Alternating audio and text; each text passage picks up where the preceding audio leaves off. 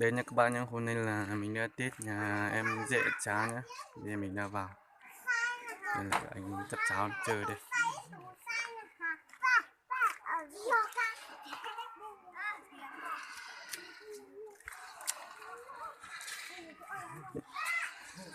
Đây, mình sẽ vào nhà xem người ta có những món gì nhá. Bây giờ khách chưa đến mấy.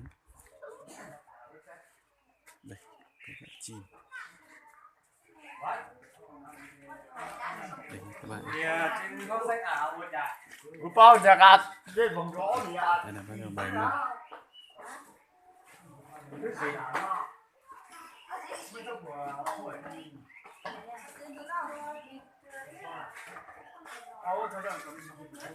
Đây nha các bạn xem nhé. Đây là món tép.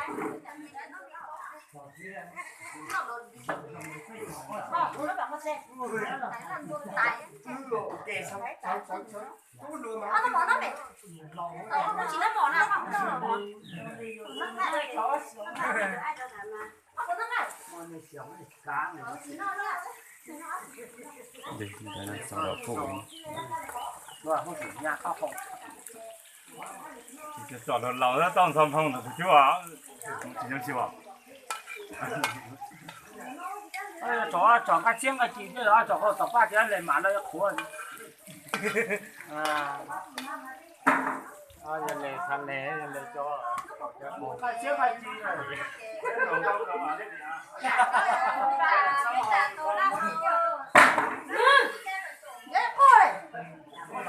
？Xem các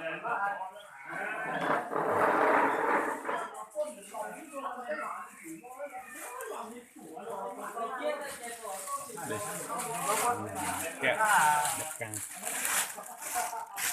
Mình cho con thả đàn vào xem nào.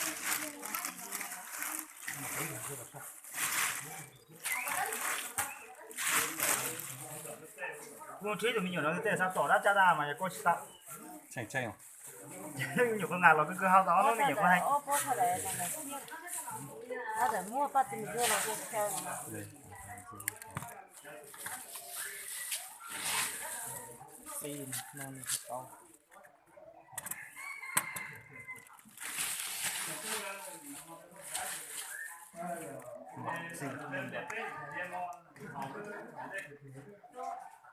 Anh nghe nó nốc tao đi à.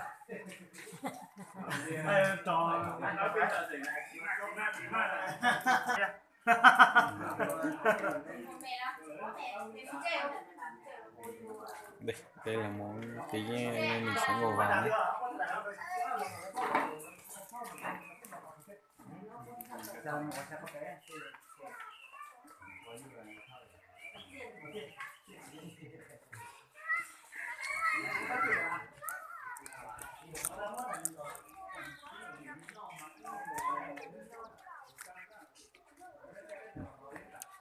Đây, Phương, Phương, Phương, nếu chỉ bán cho ông mà, nhá.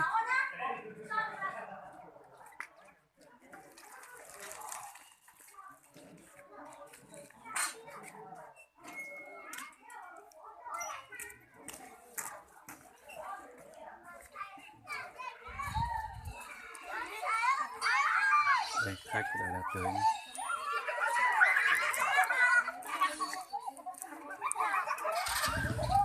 Giờ này mình chú nhấn nổ. Giờ này mình chú nhấn nổ.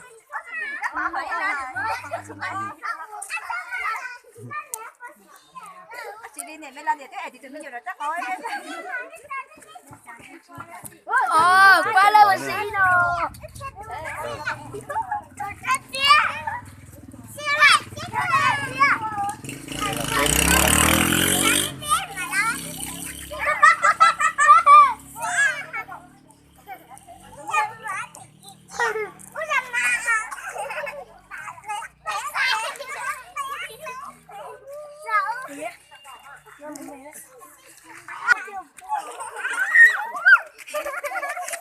Đây là sẽ có chơi trò mèo đội chuột. Xin biết đâu của ta không mà ta biết.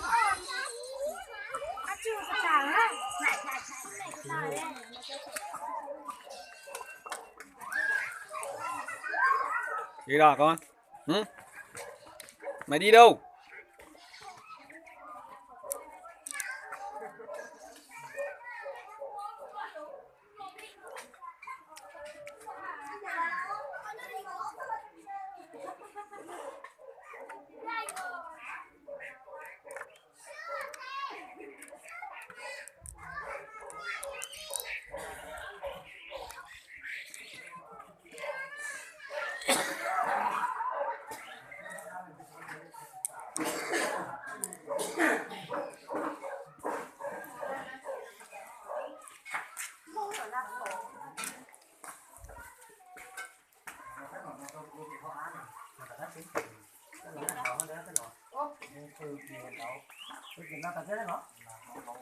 Này món này là món gì? đa sản đa sản hoặc là đa sản khoai đàn đa sản và liếc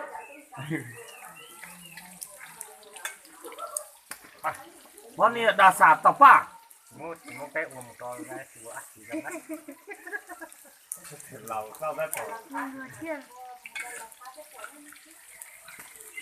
cái bếp của Linh ra là Đây là bộ ta nhớ là chi được cho cái máy để học thì thế nhớ là chi rồi đến nó chết đi lúc từ trước con nói chuyện với Linh ra là cái đó cái rồi thế nhưng mà ta nó được chuột tàn nữa mua xiên nữa nó phải đi thế nào để cái lư thế cái nó cái hỏng nó có bia có phu tà cái gì có rồi quay tỉnh nó hỏng nó tại bên nó mình nói là cho cái máy cái hỏng cái chữ cái quay cái gió để xin dây liên liên cá chỉ đến cái điều nó sẽ cái nó linh đà lậu ơi linh đà là không nó chỉ nhỏ cái gì à phò là bên chả tao sẽ mà nó chết tao mà uống lên nó con chết đấy không cái thích quá cái này là phần đào chỉ vậy nó mà cái chú luôn thôi cái không gì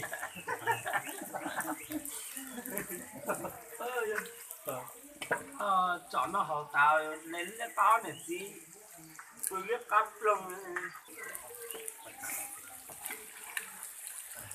kho thì cái gì như tao kho nó bị giá thì lưng đó thôi đây có chỉ món tất cả các bạn nha. Và thiếu một món này là món khoai lang luộc nhá.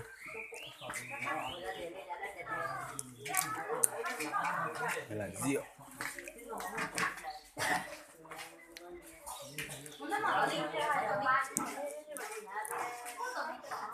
Đây là ba món. nó ngồi còn đi còn đi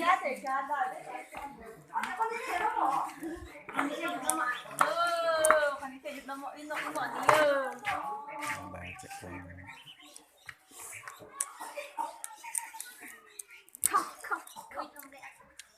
đây để các bạn đi xem chi nhé. Chỉ chọn bình nhiều lắm.